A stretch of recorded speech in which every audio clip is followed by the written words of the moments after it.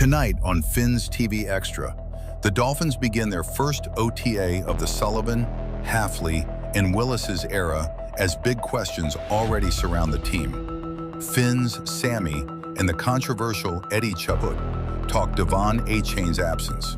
Could trade rumors be real? And welcome Jake Gibson from Dolphins on SI. Also have some fun mocking the mocks. It all goes down tonight. Fins TV Extra is here.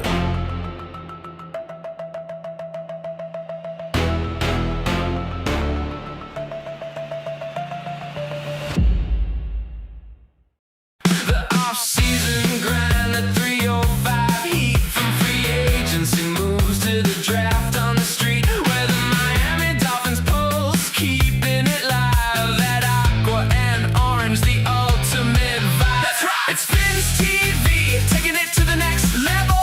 Fins TV Extra, where the fans out rebel. Deep analysis, interviews you need, where the home of the Fins, built for speed. Fins Sammy in the building. Yeah! Eddie Chaput coming through. Bringing on the guest, making every play clear. Fins TV Extra, it's here.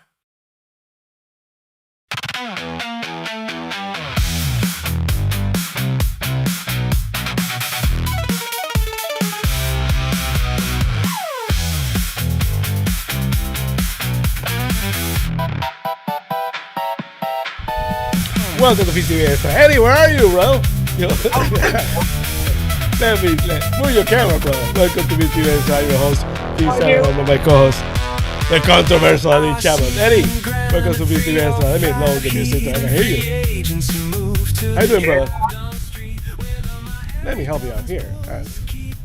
I see myself down here. Can you hear me? I can hear you well. And now I can see you. Where are you? There you are. How you doing, Eddie? Welcome to VCBS. Off to the right there. I don't know what was going on, huh? No, we're changing some things around here, so we're gonna fix our little something. So, on this episode of Fins TV Extra, Eddie, it's been an interesting offseason, but the Hafley era is well underway. So we're gonna talk about that. We know that Jeff Hafley, Sullivan in here now.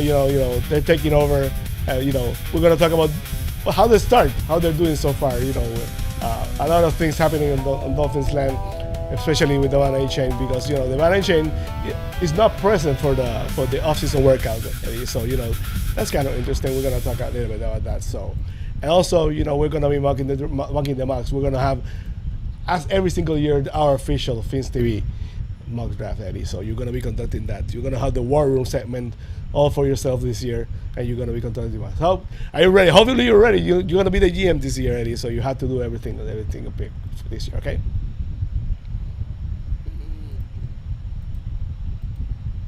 So I can pull up some stuff. Absolutely. So let's start. Talking about our segment of the Dolphins OTAs.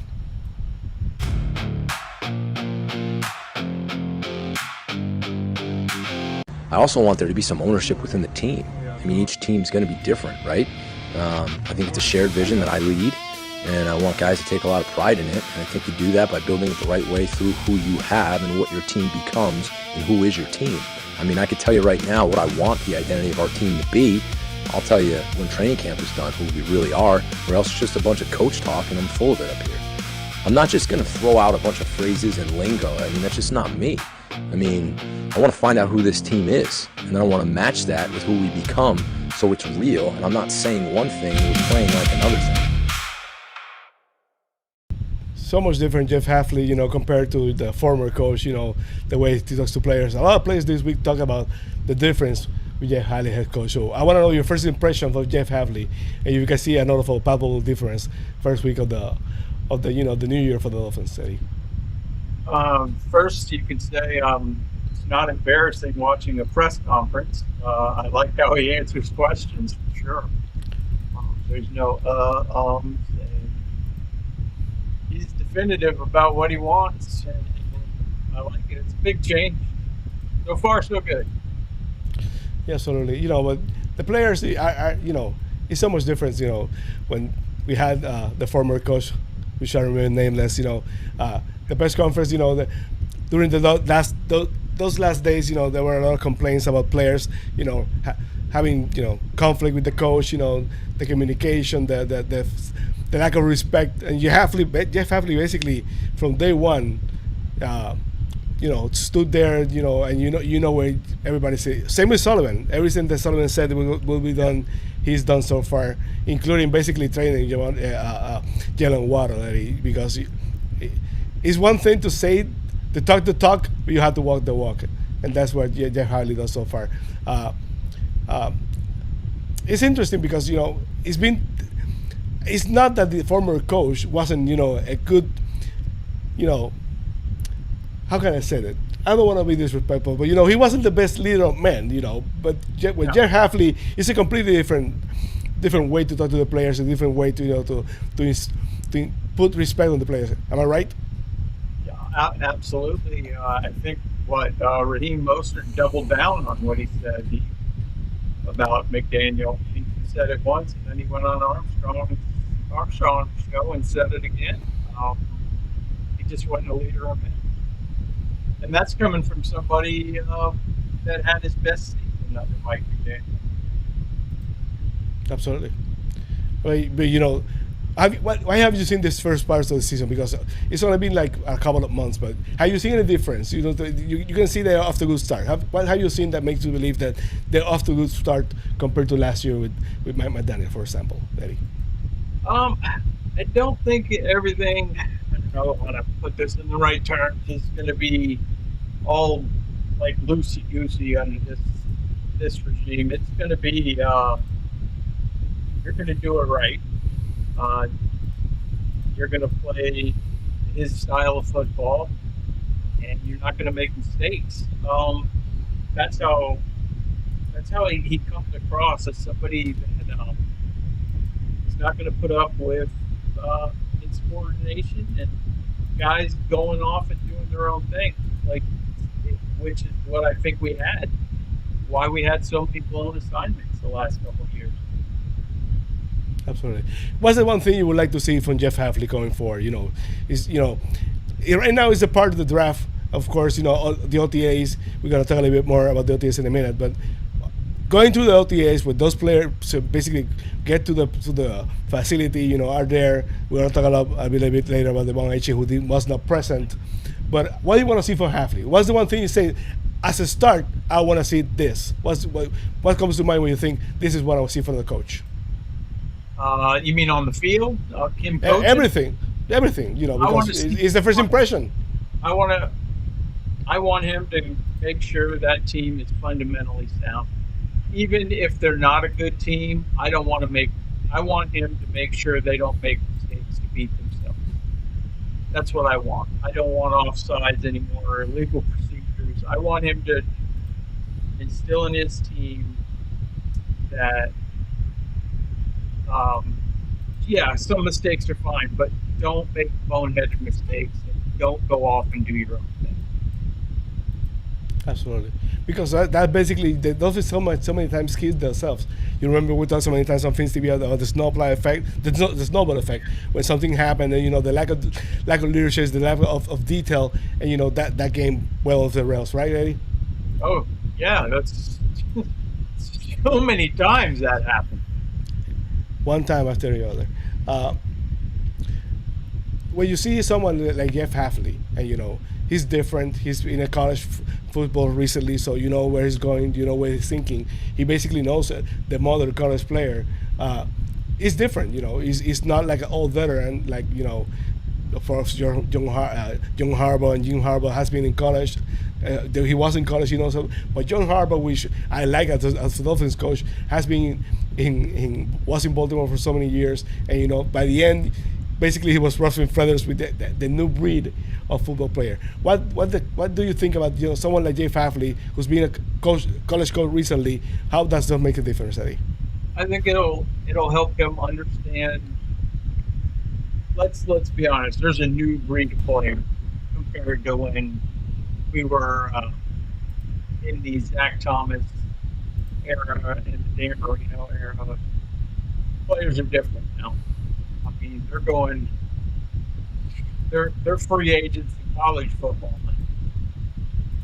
So I think he's going to understand the mentality of the players a lot more. And a couple of years at Boston College are really going to help. Yeah, absolutely, because it's a completely different breed.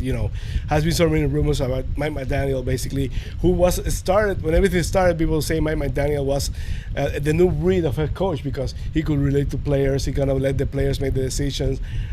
Everything started off good. Everyone was praising Mike McDaniel as the new breed of coach. As you know, I didn't believe that too much from the beginning, but No, you did not. so, but I wouldn't like for it to work. But when you have so many egos and you're dealing with young millionaires who basically, want to control everything, but you don't want to take a lot of responsibility, that was the end of Mike McDaniel. So a coach like Hafley, who basically all the players I've talked so far said that he commands the room, he talks to you directly, you know what to expect, it's going to be hard. It was interesting, a couple of interviews I saw with the players during the OTAs this week saying that Jeff Hafley is the guy that you know where you're standing and he's going to be tough and he's going to command a lot. I expect a completely different training camp this year for the Dolphins. That Club Dolphins is over. Don't you believe that, Eddie? I do too. I think that I don't think they should get too used to that bubble anymore. I think he's going to have them outside in the heat, in the rain. I think he's going to have. It's going to be a tougher practice than they've been used to down here. Well, of course, there's 30 players already, so this guy's aren't used to anything in his town. Speaking of, that was a huge turnover, and a lot of players are on 1 year deals. So I don't believe this team is gonna be tanking any minute. We might not have the best team in the world. I do believe these Dolphins are not gonna be a great team, but there's no way they're gonna tank because a lot of players on 1 year deals are playing for the NFL survival. They're gonna be there. They're gonna play to get that next contract, find a way to stay here or elsewhere. It worked so well for so many of the players who play in Miami for 1 year and went somewhere else and did a great job. So what you have to see, I want to know, Eddie, what do you need to see from Jeff Hafley during the next couple of weeks after the draft as a coach? This is something you need to see as a coach for Jeff Hafley to say this is different, we're going in the right direction. To your point there, I wouldn't want him to tank. You get nothing really out of tanking. I've come, I guess, around on that. Before I wanted, like in 2019, I wanted him to tank. I wanted him to get the first pick. What I want is a team that plays good football, win or lose. They don't make the mistakes.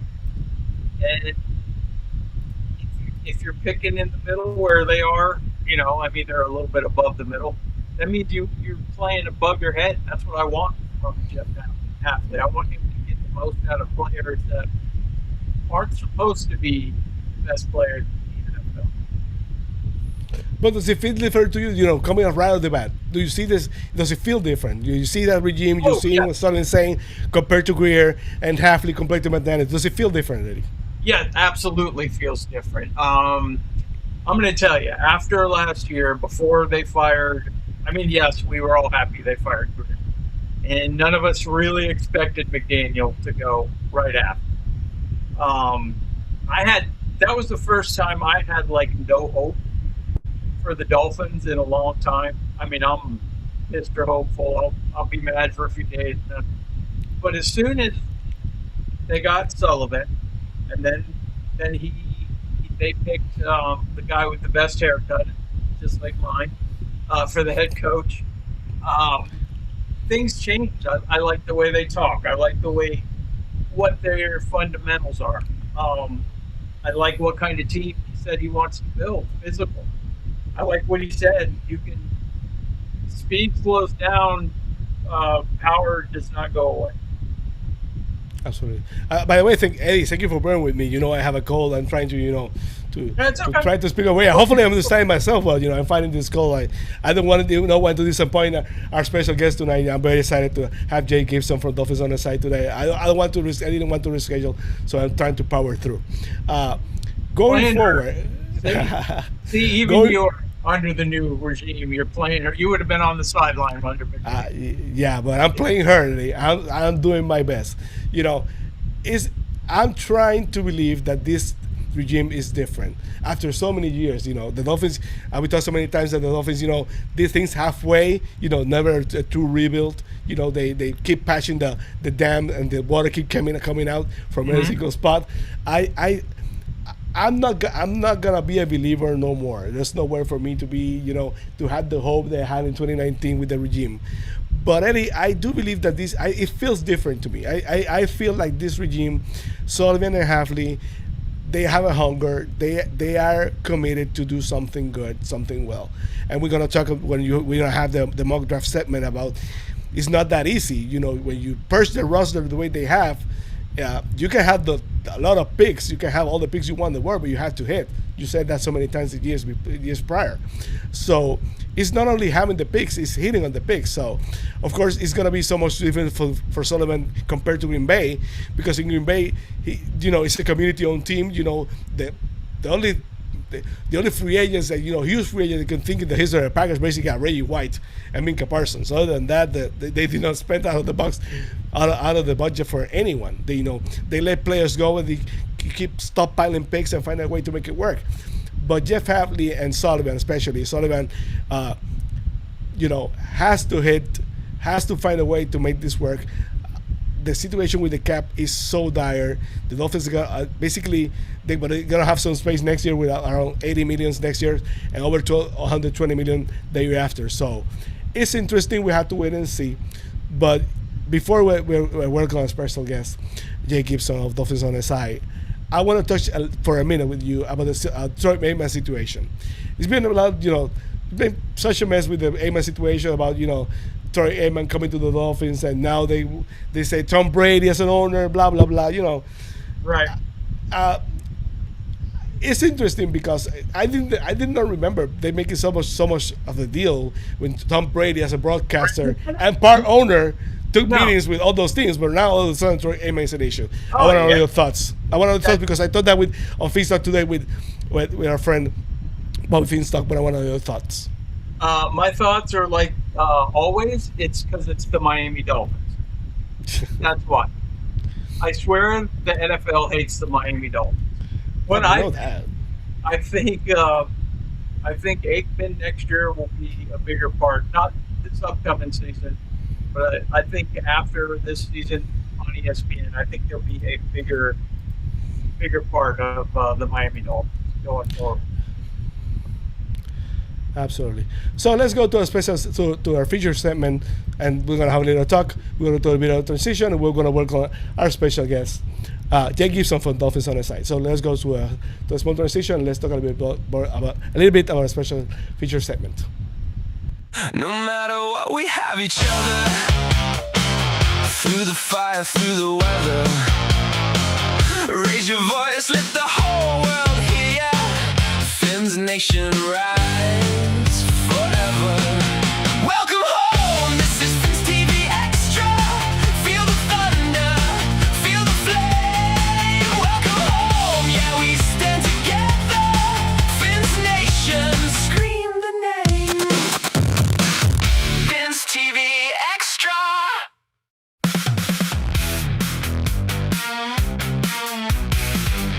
The Dolphins may already be at a crossroads with Devon Achane. After missing the first OTA of the Sullivan-Hafley era while seeking a new contract, his absence has raised real questions about his future in Miami. And if both sides stay stuck in an impasse, the possibility of Achane's time with the Dolphins being in jeopardy becomes very real. Tonight, we welcome Jake Gibson from Dolphins on SI to discuss this and more on our Fins TV Extra feature segment. Well, before we introduce our guest, Devon Achane, picking the third round has been revolutionary for the Dolphins. He's not only a great player, he's a weapon. That's what makes him special. You can see the production, the amount of production he's done the last couple of years.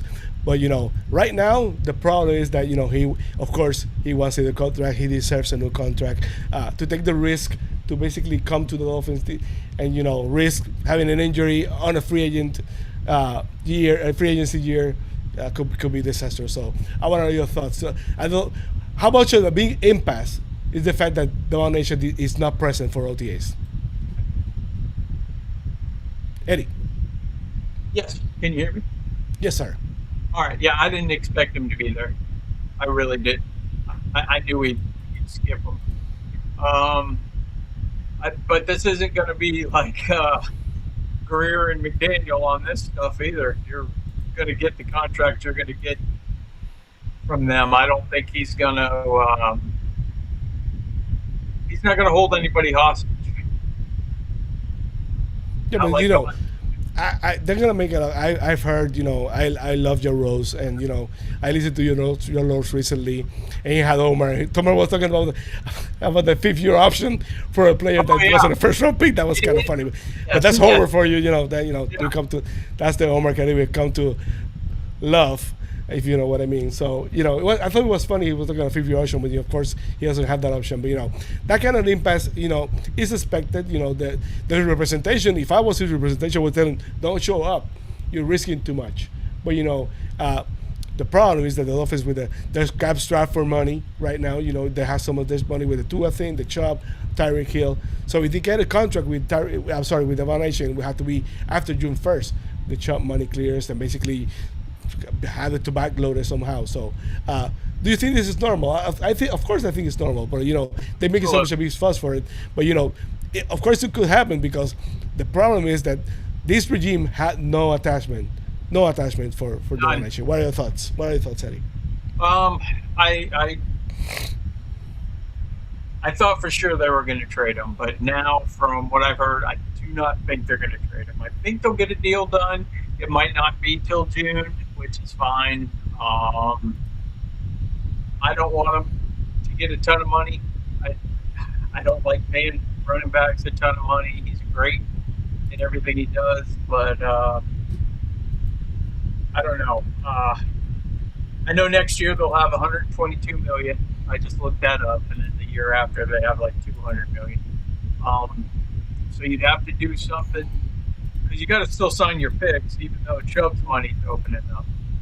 And they might have more than they have right now, especially if he trades down some for signing picks. But I don't know. It's such a tough thing. I don't blame him for not being there. He deserves the contract. I just don't know how much they should pay. For those of you who are watching, you know, this is a special edition of Fins TV. It's Fins TV Extra. Of course, Eddie Chaput are my co-host of Fins TV Plus on MSN. I don't want to keep our special guest, Jake Gibson of Dolphins NFL waiting, so let's introduce our special guest.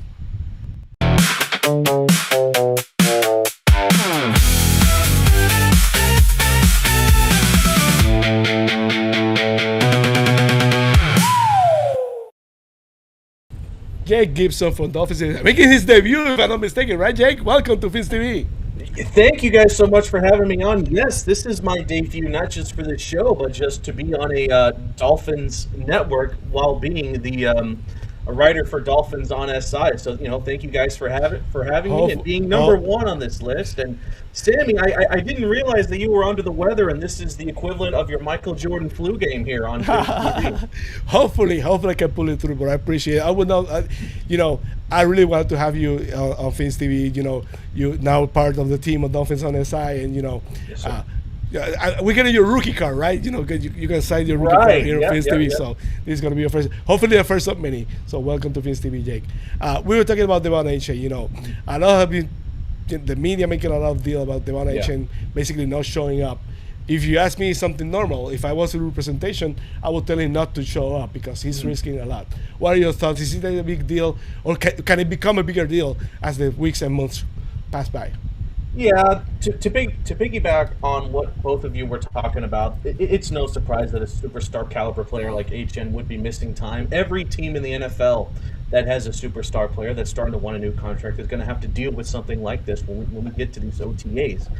It can get a little more concerning if a few more weeks pass and there's still like no movement, no sign of anything changing. But at least for now, we can say that we can have trust in the new GM and coach, the new regime here in Miami to sort of work something out with Achane. I think it's going to be the first major test of the culture that this group is trying to sort of create here in Miami.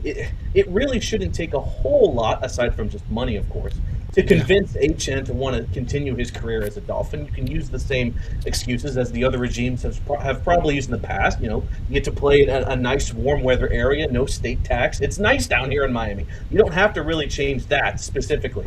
So it's going to be the first major test, I think, of the culture shift here in Miami with this new regime. Absolutely. Going to that, basically, your thought, if it doesn't go well, basically this fan base loves the Achane. If you have most of the fan base, this is the player that the Dolphins fans don't want to lose. Yeah. Him and Jalen Wallace already at the door. So losing Devon Achane could put this era Sullivan and Hafley basically not to the best start. With the fans basically are the ones who buy the tickets. I think that for the first time in many years, I don't think there's a waiting list for Dolphins tickets. So it might come the tires might come of the car very suddenly, very quickly for Hafley and Sullivan if they don't put this through, right? You have to know the ownership is thinking about this. I know everyone here has seen the TikToks of these fans who just have a money spread of jerseys of players that no longer play for this team. Tua, Hill, Waddle. I mean, I have a Tua jersey that I can't use anymore, right? They have to realize that Dolphins fans can only take so much loss as far as superstar players go. Now, it's going to be a tough ask in some respects because I feel what HN is going to want is a contract that's somewhat similar to a contract that some of the top running backs in the NFL currently have, like Saquon, McCaffrey, Derrick Henry. And we can argue about if HN is the same caliber of a playmaker to those kind of stars, but I think there's one thing we can agree on is that as far as the importance of a player to the look of an offense, HN absolutely fits with guys like Barkley, McCaffrey, and Henry, if not more. So that's going to have to be a big hurdle they're going to have to go over. Absolutely. And when you come to comparison, it's not exact numbers, but Barkley, McCaffrey, Henry, and Taylor, the production is up there. It's up there with the best backs, the highest pace backs in the NFL. So when you compare, I'm sorry, let me fix it here. Give me a second. Let me replace myself. Computer's sick now too? No, apparently, it's such a, apparently. But when you look at it, the best backs, the highest pace backs in the NFL, Devon Achane's productivity is up there. Yes, without a doubt, without question. So that's going to be a problem for them because what's his fair value? So, and that's my next question to you. In your opinion, what would you do? Will you pay him? Will you play chicken with him and say you have to play? You can miss all training if you want to. You're going to play this year, and we can franchise tag you the year after. What will you do if you're in the office right now? If you play chicken with them, you're only helping your chance of having HN walk. And there is going to be no shortage of other teams in the NFL that are going to want immediately swarm this guy and get him. I could see Seattle being a great fit for HN, considering they just lost Kenneth Walker, the third, I believe, to Kansas City. So I hope they pay him. And as far as what a contract could look, I mean, if you were to compare it to the salaries of some of those guys like you had just listed, if it's a 3-year deal, you're looking at maybe 12 to 15 million annually, and you're going to have to give I'd say 25 to 30 million in guaranteed money, which is not going to be a nice hit for Miami's extremely risky cap situation right now. But it's something that I feel like you have to do for the sake of having an identity for the Dolphins offense. Because if you don't have HN, what is Malik Willis going to do? Is he going to have to play all 11 positions by himself? I don't understand the plan there to not at the very least give him a reliable running game that you will have if HN is still here. Obviously, you're going to have to see if Malik Willis is the guy at quarterback.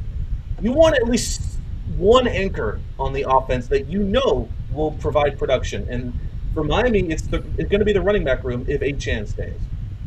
Absolutely. He's going to be like that Bugs Bunny cartoon when the baseball thing that he pitches the ball and he bats, and then he runs and catches the ball. That's going to be Malik Willis. He's going to have to, like Mr. Perfect, throw the ball to himself the way he's going. So, anyone, I want to bring you into make the next questions to you. What would you do? Will you pay AJ? Will you play chicken with him? Will you basically say you have to show up? You can miss all training camp if you want to, but you're going to play this season. We're going to have to franchise tag you next year. What would you do, Eddie? Will you play chicken? Will you pay the man? The Dolphins play chicken so little the last couple of years and basically play everybody. They overpaid and prepaid for so many people. But, what will you do with Achane? You got to see if you can work. I think it's James Cook kind of deal. Because to me, he and Achane and Cook are about the same player to me. Comparable. I'm not sure exact hit on Cook. I think he gets like $5 million this year, then it goes up and up.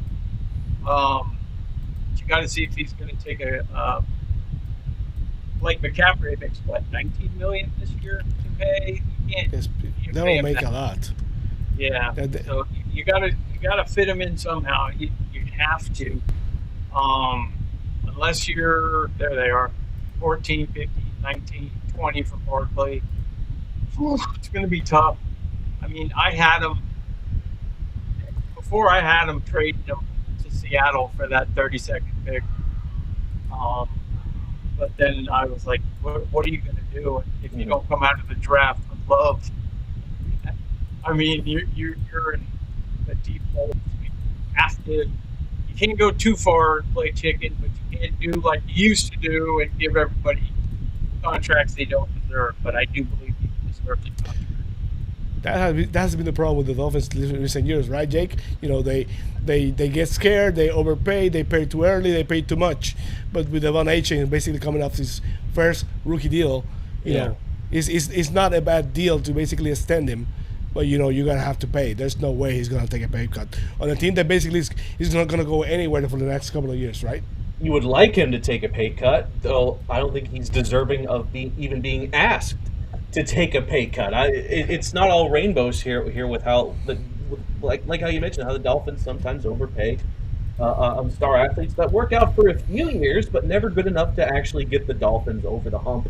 And it's the same problems that this team has struggled with year in and year out, with being unable to beat some of the best teams in football. Meanwhile, you can't play in the cold. I'm hoping this new regime can maybe do something about that, considering it's a bunch of people from Green Bay. I don't know what you're going to do to get these guys ready to go. Maybe spend a week in, I don't know, Alaska and get used to the climate there. Then you'll be ready to go with wherever you play in the NFL. I don't know. But I think you need to at least bank on one player to give a big contract to that without a shadow of a doubt can provide an ample return, which I think for the offense is only really one player right now, and it would be Achane. There's no receiver that fits that bill. The offensive line, there's some good and some bad there, but obviously we're still learning about Malik Willis, and let's say they don't re-sign Achane and Willis has a terrible year. I hope the Dolphins front office doesn't hammer Willis for that, because what else can the man do if he has absolutely no one to work with and they look towards another quarterback already after one season with Willis here in Miami? That wouldn't be fair. That'd be the worst case scenario, in my opinion. Absolutely. I want to talk on a couple of other topics. First, the beginning of the Hafley. The Hafley Sullivan era, compared to the last regime with Mike McDaniel, who of course had so many problems at the end with his players, with a Chris Greer that did not have the leadership on the control of the room, that made his own picks. He tried to be a GM that basically took the players to satisfy the coach instead of, I'm the man in charge. Mm-hmm. I'm gonna put the team together. I'm gonna build this team, and you're gonna coach it. And that was a very, very big problem for the Dolphins. Combined with I truly believe that the Dolphins care too much about players doing so many things instead of having players that do some things really, really well and concentrating on that. So that's why the Dolphins players went somewhere else and became good players. In Miami, they did not have the personality. They tried to do too much, and they could not be the player. They don't fulfill their whole potential. So I want to know your thoughts, first of all, on your the first months of the Hafley Sullivan regime, Jake. When they initially signed him, I didn't really know what to feel. It was such a neutral. It was the most neutral I've sort of felt about a signing for the Dolphins in since as long as I've been alive. I'm 26 now, and I've never felt this neutral. I was all in on McDaniel. I'll admit it, and I couldn't get up and feel that same way about Hafley. And don't take my word for it, because I was in San Francisco for the Super Bowl weekend, and who do I see at the hotel than former head coach John Gruden.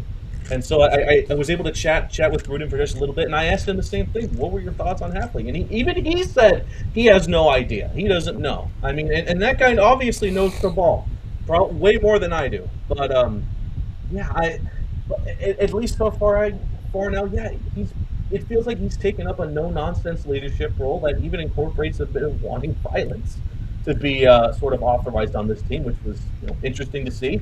I like how he handles himself during the press conferences so far. It feels like maybe a 3-minute answer to a question under the previous regime is now, 30 to 40 seconds now with the way Halfley likes to answer these questions. So, I mean, me personally, I'm very much okay with that. So, yeah, this is going to be the first major test, like I had mentioned earlier, to see where this regime is at as far as how they're actually connecting with the team that they have, which is, of course, bringing Achane back. And then the next test will be what they do during the draft, which I don't think will be anything super special. Absolutely, because, a lot of picks, but you have to hit. And Right. So it's not that easy to hit. If everybody could hit, every single team will win a Super Bowl. And it's not that easy to hit. Talking about that, exactly, talking about Sullivan. Sullivan, have been so long with the Packers, the Packer way, and basically the Packers, they don't spend a lot. They try to build the team from the inside out. They try to be tough, and they try to, develop players. And if the players go somewhere else and it busts out the deal they can offer, the player leaves. So in Miami, with Steven Ross, that's not the case. Steven Ross already told Sullivan, if you fail, it's not because I didn't give you anything you needed, because I'm gonna give you everything you want, everything you need.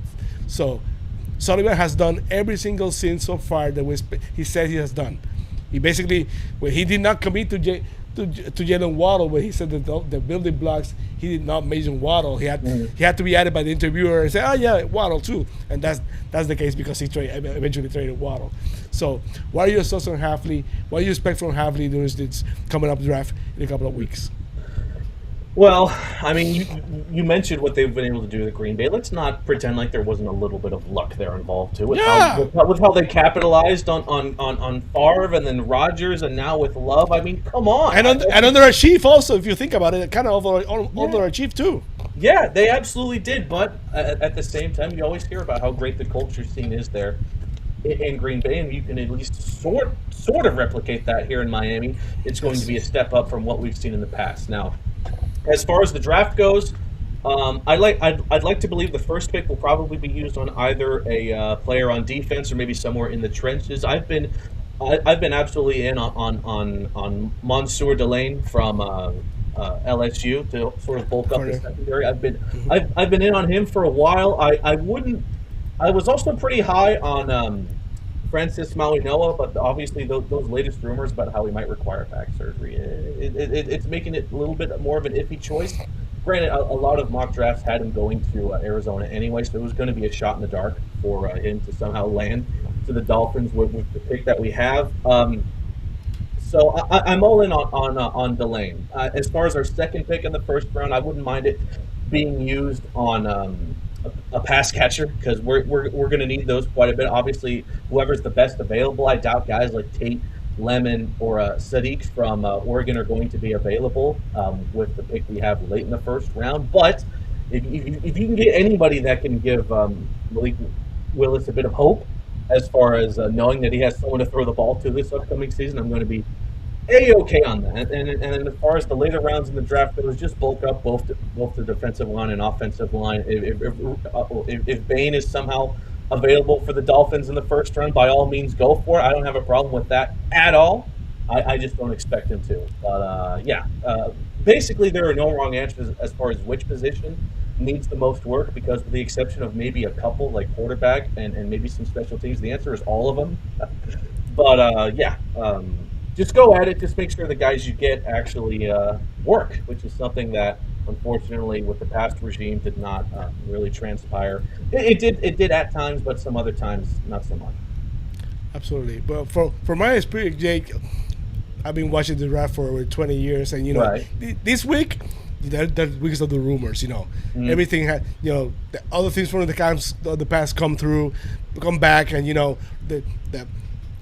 the injuries, the past injuries, the problems with the coach, the the unnamed sources. So you have to take that with a grain of salt because teams know they do their investigation. They spend a lot of money on that, so Yeah. they know what they have to do. So I'm pretty sure that basically they're gonna do whatever it takes to to do the due diligence and do the as good as they can because they're gonna invest a lot of money, and this team has a lot of investment to do because that first pick in the draft for the Dolphins is the foundation for years to come, right?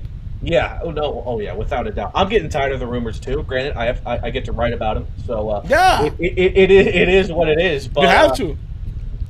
I'll say this: if they even because they've had a lot of quarterbacks visit with some of their top 30 visits, they've had a lot of guys. If they even ponder a quarterback in the first round, I am going to lose it because there are clearly other needs where Miami needs more help in right now. If you want to spend a 6th or 7th rounder on a quarterback, I wouldn't be all too upset about it. It's fine, but I've seen some crazy rumors about a Ty Simpson or a Carson Beck, and I'm going to lose my mind if that actually happens. It will not be a shocker if if the way these things happen. It will not shock you, but it will still disappoint you because the Dolphins right now, if you ask me, they already had their pick for quarterback in this draft, and it's Malik Willis. They had to. Quinn Ewers and Malik Willis should be enough. They should give those two the best opportunity, and next year is loaded. So if Malik Willis doesn't work this year, next year you go deep into the draft. You do your shot, right? But but if Malik Willis has a bad year, but you didn't have Achane and the rest of the offense was basura, can you really put all that blame on Malik Willis? It feels like you have to give Malik Willis an offense that you feel he would genuinely feel confident in. Then you can really start to judge him because Malik Willis, just like the head coach and the GM, obviously you're going to give them. I feel like you're going to have to give them 1 year of the benefit of the doubt. Even if this upcoming season is a stinker, it's the first year of a new regime with a bunch of new. So you're going to have to give them at least 1 year to be like, okay, what you had is what you had. The cap situation is going to be just a tick better going into next season. Try to make the team your own completely. And hopefully Willis can be the guy that continues to throw the ball for Miami. I really hope he's going to have a great season, but a big factor hinges on if Achane's coming back or not.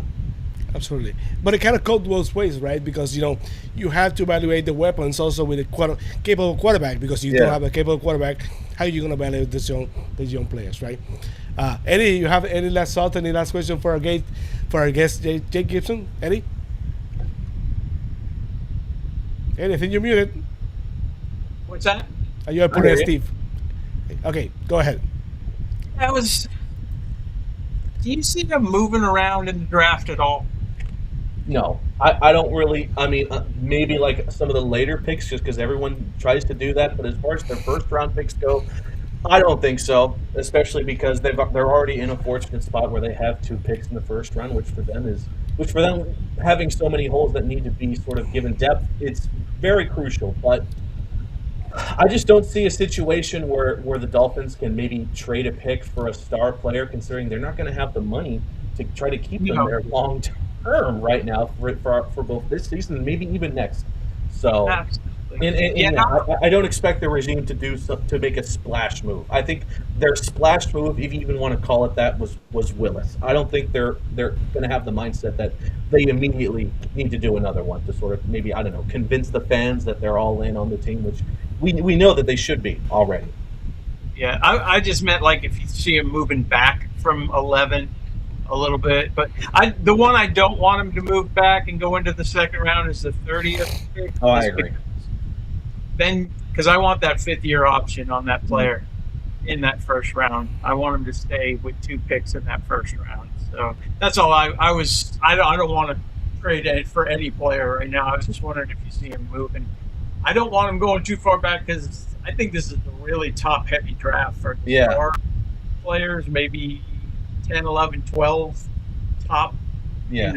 Might hit, or nobody's just for sure hit, but after that, it's all questionable. That's what I was thinking. I didn't even think moving the 11th pick back was even a general thought of anything. Maybe they could be convinced through future draft capital to maybe give some things up to move up, because like you said, it's such a top heavy draft that regardless of who could end up at pick number 11, it's going to be, like I said, a position that Miami needs to fill, whether it's the secondary, whether it's the linebackers, whether it's the offensive or defensive line, or whether it's a pass catcher, wide receiver or tight end, or maybe hopefully not a running back, because they'll have HN wrapped up by then. Hopefully, fingers crossed. But yeah, I don't see him moving back at all. Maybe, just maybe, they could talk their way into moving up, because this draft is crazy, and next year's draft could be also crazy. So just keep your picks where you have them, and hope for the best. Really, that's all you can do. Absolutely. Jay, you've been great. You'd say more longer than I asked you to, so I really appreciate you. Where can they find you on social media while you're working on SI, the office on SI? Yes, sir. You can find me on social media at Jake the MC. Like I said, I just joined Dolphins on SI. It's been super fun so far. I've gotten a few articles done already, so definitely be sure to check the website, si.com/NFL/Dolphins/on-SI. You can find some of my work there along with the other talented writers we have with the Miami Dolphins. When I'm not doing that, I also like to cover my alma mater, FIU, with the Shula Bowl podcast for the 5 Reasons Sports Network. It should be a lot of fun with the season coming up. I'll always be an FIU homer. I'm sorry, but that's great. Yeah. You're an FIU alum, I believe. Is that correct? Or No, I'm not. But we cover everything over here, and of course, everything in Miami. So I love it. I check your profile. I know you do a great job. So I wanted you to plug it in. So anything we can do to help you out, make sure to send it our way so we can promote it. So, Jake, it's been great. We appreciate you for coming. Hopefully during the season you'll come back. So, hopefully you had a great time with us, and we can come back during the season, Jake. Anytime, gentlemen. Just name the date and time, and I'd be happy to come back. Thank you guys so much. Thank you, Jake. Talk to you soon. Thank you. That was awesome. Jake from Dolphins on SI, he's covering the Dolphins for SI, his first interview. So we're basically newly minted. Awesome. So we're very appreciative of him. So are you ready, Eddie? It's your time. We're gonna run through, we're gonna mock our mock. You're gonna have some fun. So let's do the official Fins Let's TV go crazy mock draft.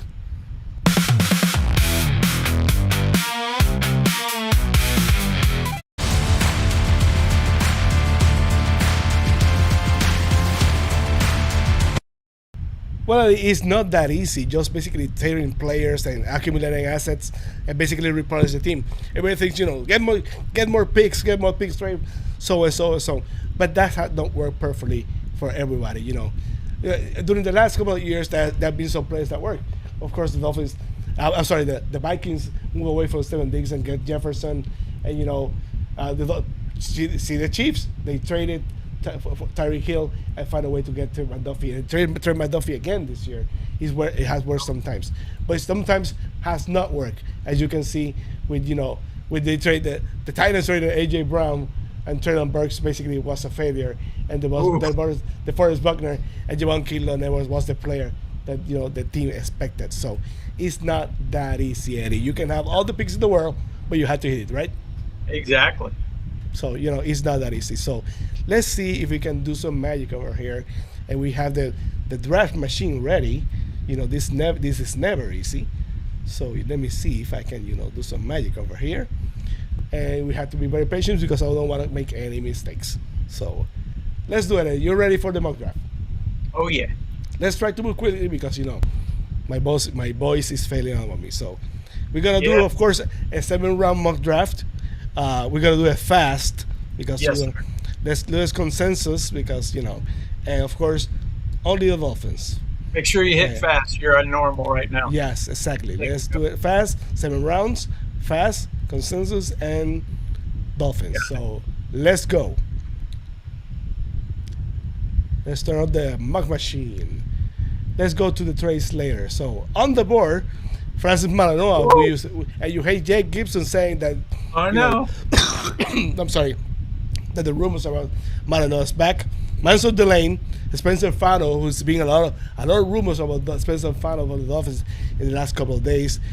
Kenyon Sadiq and Ione, but Jordan Tyson and Dylan Tiedemann. So as of right now, I'm gonna show you the trades also because I wanted to see the trades. Okay. you had that's a ridiculous trade. There's no way they can be a reality. But moving one pick back, the Dolphins get a next year second round pick. There's no way that will happen. Moving 13 spots to get a second and third from the Browns. Those are absolutely not. That's the scenario, and that's not realistic. There's no way. So, picking here, Eddie, what will you do? What will you do in this spot? It'd be a whole. I'd run up there if I knew his back was good for Francis. You have the medicals. The Dolphins have the medicals, and they say it's just a rumor. Then it's overrated. Let's say his health is good for this experiment. Let's say his health, everything checks out. Yeah, the thing about him is I would want him as a guard. I got to make sure he can play guard. I've watched some film on him. I'm not sure. He's definitely not going to be your left tackle. He'd have to be your right. Delane, I'm not high on picking a quarterback that high. I just don't like it. That's a luxury pick. Having a corner that high is a luxury pick, if you ask me. Yeah. Fano. He reminds me of somebody that's already on our team. I'm not sure about him. Who? Our current left guard. Okay, got it. Sabayanea. To tell you the truth, it's high. I would, if you're really about being physical and changing the mindset of this team, I'm taking the Penn State guard. The Penn State guard. That's what you will go with Achane, right? That will be your pick. Let me do some. Who I would go with if you're serious about being physical and mean team. That's who I would pick. Let me go to some of the comments. We have no doubt. Let's go, Sammy. It's like, what do we were thinking? I'm a psychic of FTSN, but I'm the producer and host of Fins TV. So thank you, for no doubt. So, but when we're here, I love Steve. But I let Steve take the command. So when we're here with Steve, I let Eddie take the control. And also Steve. So turns out we need a right tackle. Absolutely, he took him. He's laughing about your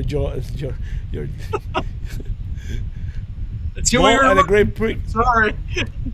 Then trade back if you want him. That was going to be my next question, Eddie, because that's the next scenario you have to take into consideration. If there's a way, the problem is that that trade. If you can move to 13 and pick up like another pick, it'd be different. I mean, it's not offered here, but somewhere in there. But if I'm going. You feel more comfortable as guard with Achane compared to someone like Fano or Mairoa guard? You would prefer that because you have the versatility of having a chance to move those two to right tackle. With Achane, you basically don't have a chance. I also think at guard they might kick Austin Jackson down to guard because he's played guard before, and I think he'd be a good guard. So you could go with Francis as he's going to be our right tackle. Yeah, basically, that will make more sense because you have the chance to basically put a guard or put a right tackle. With Achane, you only have the chance. So I understand that basically, probably if you were in the late 10s, Achane makes more sense because it's a favorite pick. If we were down there around 15, I would jump on him. But just say I'm going with the medicals are fine. That's going to be my right tackle, and I'm moving Austin Jackson to guard. Yeah, and let's go with Francis Mayo. I said let's send the pick in, and we move to the pick 30. This is an interesting pick because as I talked with Bob Finstock today, over the last 12 years, if I'm not mistaken, he's been a defensive player pick at number 30. So that late part of the draft, that's usually when the defensive players come to mind. So on the board, you had Kenyo Sadiq, which I don't think he will be there at number 30. I'm taking him. I know you love tight ends. But let's go through the list. Emmanuel McNeil Warren, who being projected between 22 and I think 45, so he could be there in a real draft for the Dolphins with that that mid-second pick. But as is right now with this board, he's right here. Ishan Honor, Seiyon Young, which the Dolphins brought to a Dolphins 30 visit, you know, the MVP of the Senior Bowl, if I'm not mistaken. So, and Chris Johnson, who's basically the kind of corner that, you know, that the Packers love, physical, kind of big. So, at 30, I know where you're gonna go, but before that, let's see the trades. We have the Broncos at 62, 108, and second and fourth. That's way too low of the drop. I don't think.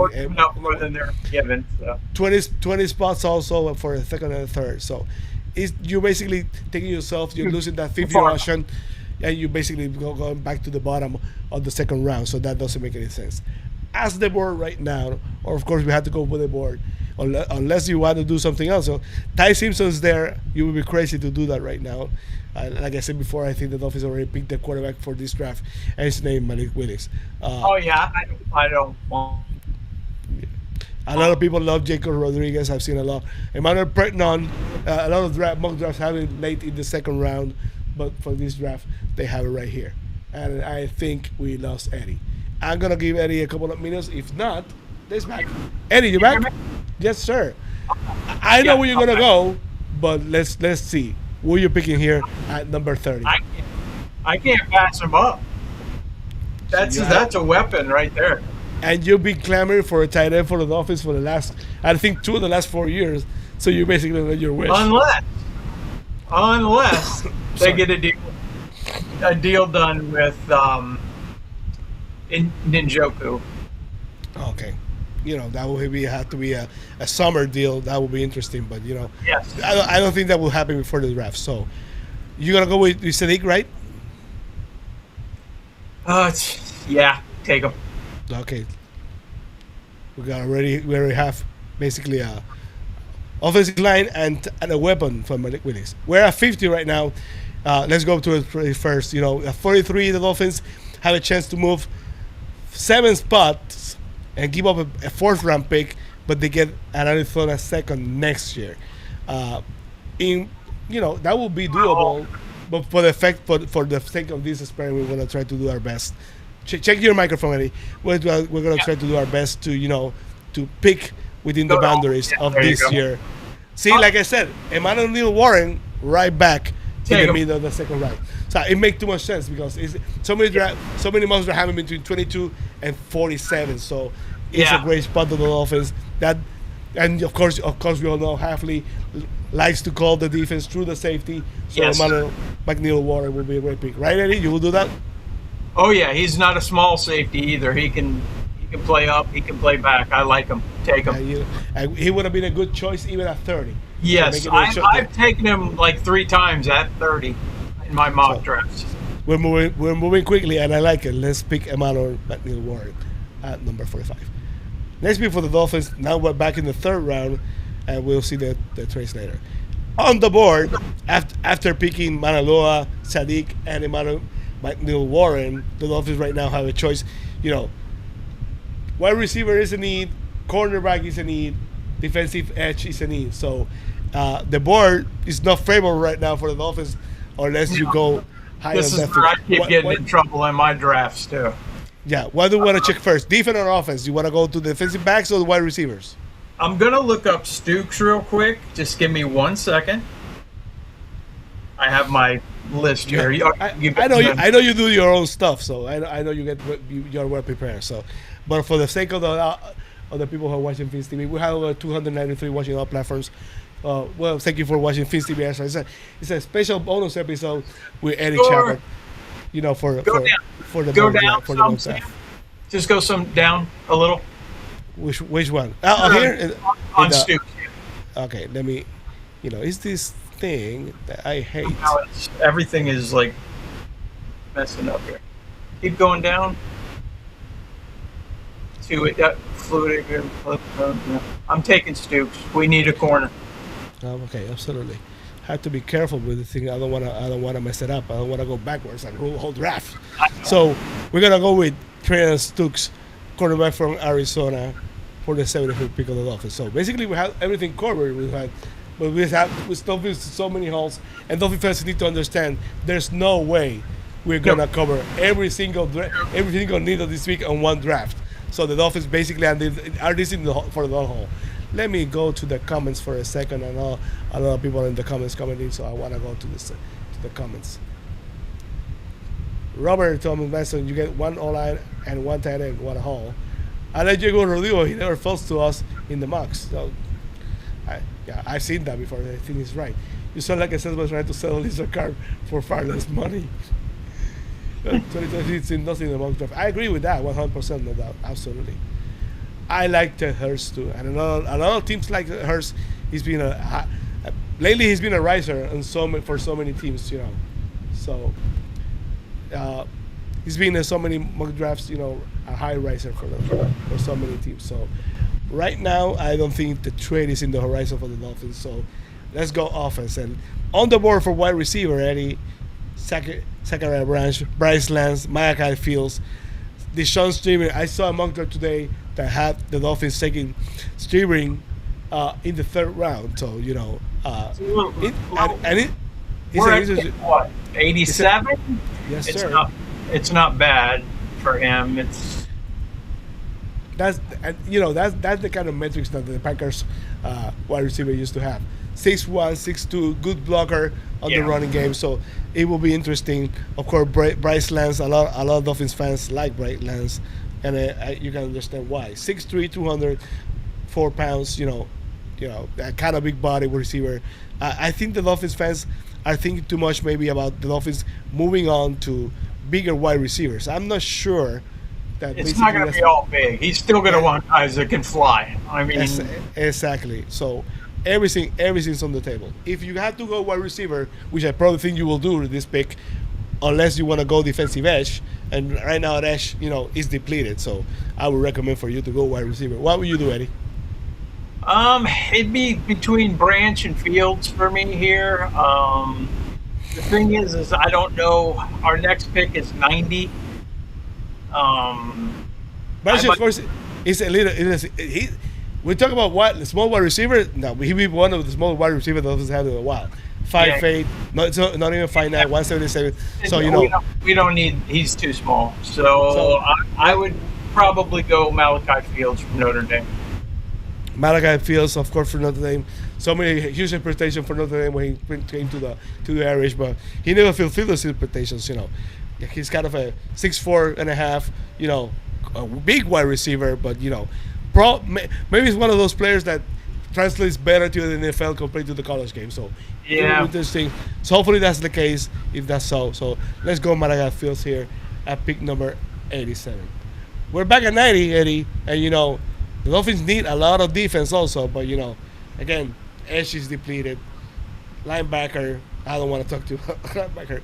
But, of course, safety, there are a lot of good safeties still.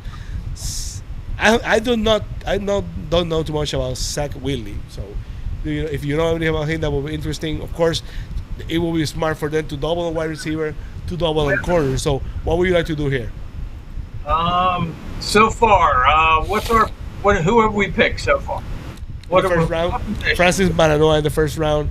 Okay. Kenyon Sadiq in the second. We got one. Third, we got one receiver. Water, we have a safety, but you know they're so depleted at safety, Eddie. So you know, Traydon Stukes at corner and Malachi Fields at wide receiver. Tight end is on the table, edge is on the table, and a double down on wide receiver and corner. So what would you do here, Eddie?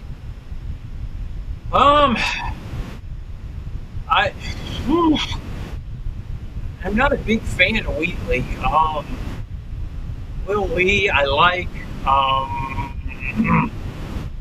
Don't confuse Wheatley with the Cody Rose Bucca because I know you're not gonna like it. So, you know, what would you do here, Eddie?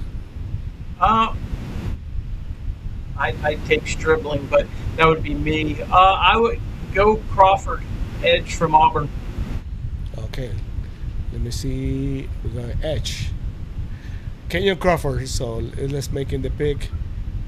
Offense, defense. Okay, Kenyon Crawford, right? Edge from Auburn with a 90 pick. We're back at number 94. We have a trade, but we're not going to look at the trade because, of course, we'll still have a chance to double down wide receiver or double down on corner. Of course, safety, we're different. So He's Take the one. Stribling. I'm sorry. Take Stribling now. Deshaun Stribling, of course, the prototypical Green Bay Packer receiver, 6'2", 206, so it will be interesting. So, let's go Stribling here.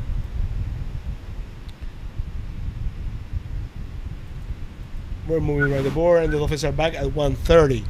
Eddie, we're still looking. Let's go back to what we picked already. Parsons Malone at 11, Samuel Sadiq at 30, Emmanuel Malik Warren at 43, Traylon Stooks at 75, Macaulay Fields at 87, Kenyon Crawford at 90, and at 94, Deshaun Stribling. So you run all the choices. Offensive line still needs help, and wide receiver still need help. What will you do here, Eddie? I'm going to pick another corner. Yeah, you guys. That's another option. Let's go to the corners. Let's see the options at corners. A lot of bodies at the corners. Yeah, I'd go Chandler Rivers from Duke. Let's make Chandler Rivers the pick. We're almost done. We're flying by. So this is the part of the draft where you need to have players that basically do something well, exceptional speed, good tackling, good special teams, and they develop in some kind of player that can contribute as a player. That would be awesome. But special attributes, a lot of speed, or some intangibles like Zach Thomas, or so many players that are not the fastest but are the strongest, and they give you the best chance to win. Of course, yeah. defensive tackles late rounds have always been great for the Dolphins because they take so far to develop. So defensive tackles or guards will be a good pick here. Where you want to go, Eddie? See if there's any guards. If not, I'm taking one of them defensive tackles. Let's go first to the guards. Yeah, it's too early for him. Go to them defensive tackles.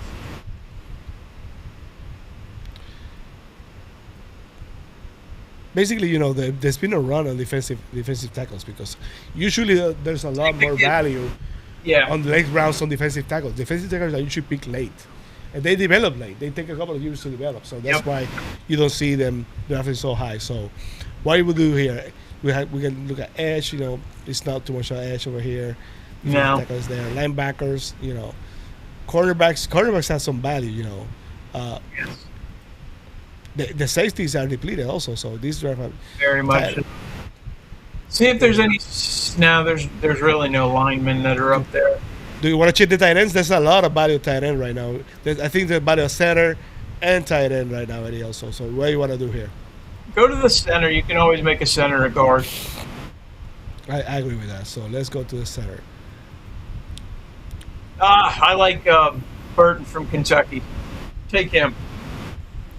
Let's take Burton from Kentucky. Let me move here. I hate this thing with that. Basically, let me move over here. Hey, there it is. Jesus. We're getting late in the draft, so it's 151. He's rated 140. I think we have one more pick to go, right? 2, I believe. 2? Okay.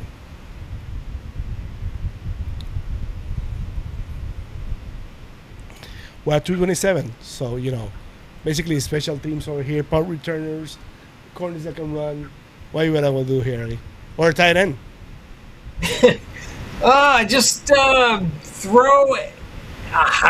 We need special teams players. So look at the linebackers for special teams. Oof. Well, there's nobody. This is how I'm worried the draft is going to hit. Just like this. That's too far down, Sam. Go back up to the top and take the highest rated defensive guy. Let's go over here. Go back to all. Underfoot, a cornerback from Toledo. Yeah. You can never have too many corners. No, you have to. They basically have 11 corners right now. We could add 3 more in the draft. I would not be. There's going to be a battle of corners, so let's go reject this over here. Again, special team for this part of the draft. So I'd be looking for. I wish they'd put kick returners up there, but they don't. Give me tight end, Eddie. I want to see a tight end on the pick. Give me tight end. Give me the Alabama tight end. Sure. Let's see. Let's go to see that. You got an A, Eddie. So your lowest rated player was, of course it was the Sean Streamer, but we talk about it, and they had to go down wide receiver. So, and of course they get a center. But I agree with you. You see what the Dolphins had done as center, moving into guards the last couple of years, and it has worked. Who knows how much more money Brewer's going to want pretty soon? So they might be, even though he's one of my favorite players. The Dolphins have had a lot of luck with doing that, moving guards to center or center to guards. I forgot the name of the tackle that was for the Packers. I'm sorry, the guard was for the Packers that became basically an all-pro guard. I'm sorry, all-pro center for the Dolphins. I think he did a great job. So let's see some of the comments. Of course, what kind of it was. Look at our first 5 picks, though. A pluses. We are awesome. I want to know the chat grade for Eddie. I want to know. Give it a grade for Eddie.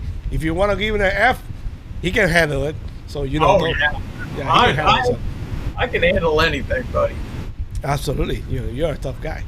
So let's move along because my voice is failing. So let's play some. What's the word? You got the recap.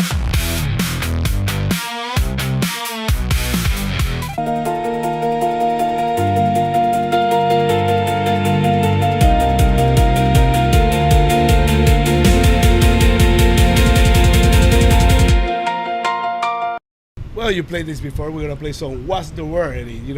Just one question, very easy blank. If the question is, and you had to fill the blank, the Dolphins are going to the draft. The Dolphins are blank.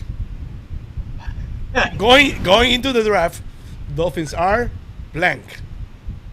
What's the word? They are blank. Covered as bare. bare minimum, because that I will agree with, but the Dolphins right now, basically they are depleted, if you ask me, because they have so much holes. I know there's a lot of hope along Dolphins Nation, but the truth is right now, this team, if the Dolphins get more than 4 wins this year, Jeff Havley should be considered for coach of the year, because this team is depleted. A lot of battles, a lot of plays like we talked before. They're gonna be playing hard because they're playing for their livelihood. They're playing for their jobs. They're playing for their careers. They're playing for the next contract. So they're not gonna quit. This team is not gonna tank. But when you think about it, it's like those. You see, remember that movie Major League with a bunch of guys put together. Exactly. These are the Dolphins right now. These are the Dolphins. A bunch of guys. They are talented, but right now, they're depleted, and that's the way for me. The Dolphins are depleted. Yes. There's no way the Dolphins have enough talent to make a run. But we have to wait and see. If the Dolphins find a way with Jeff Hadley and Sullivan to draft very well, they're not going to hit on every single pick. And I know the Dolphins fans have a lot of high expectations for the Dolphins draft. But there's no way to, if they hit on half of the picks, it's a successful draft. It's the impact those players are. It's how they fit. So hopefully the Dolphins find a way to, to bring those players in and, and after June 1st, do a couple of moves and, have a respectable team. But my hopes are not up. Right, Eddie? Oh, absolutely. I have high hopes. Like I said, all I want is a team that plays hard and mistake-free football. They lose. But just a well-disciplined, tough-nosed team. Not stupid. Not the stupid plays. Not the stupid play calls. Not the stupid penalties. If they're committed, they play smart and they play hard, and they don't quit, I will be proud. I'm always proud, but I'll be even prouder. So that'll be great. Let's go to the big finish.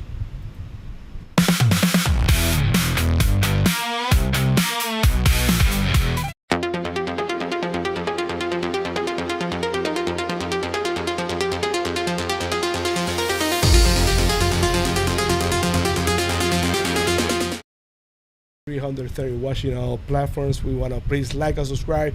If you're an ex, please go to YouTube. Please subscribe. It will help you a lot.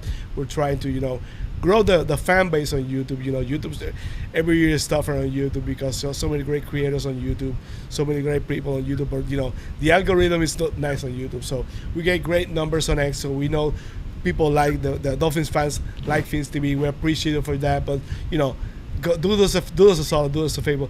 Go to @Dolphins Fins TV _ on YouTube, and you can find there. And please subscribe, give us a like. Eddie, any last thoughts before we go? Yes, @NolesOut3264 gave me an A. He's obvious, or she is obviously a brilliant person for my draft. Absolutely. There you go, No Doubt. See, you know, you got a compliment. So please go to finstv.com for a more intro. Eddie, we'll have to wait to do this again during the off season. You know. Sure, I can't wait, man. I've been looking forward to doing something.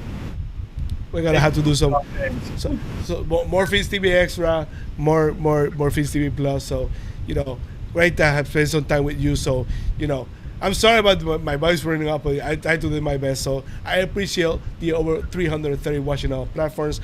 Please go to Fins TV on YouTube, on X. Give us a like, give us a subscribe, give us a follow. So, as always, you know, no matter what happened, Dolphins fans, at least we have each other. Fins up, baby. Fins up. Thanks for watching Fins TV. Please like and subscribe. Up.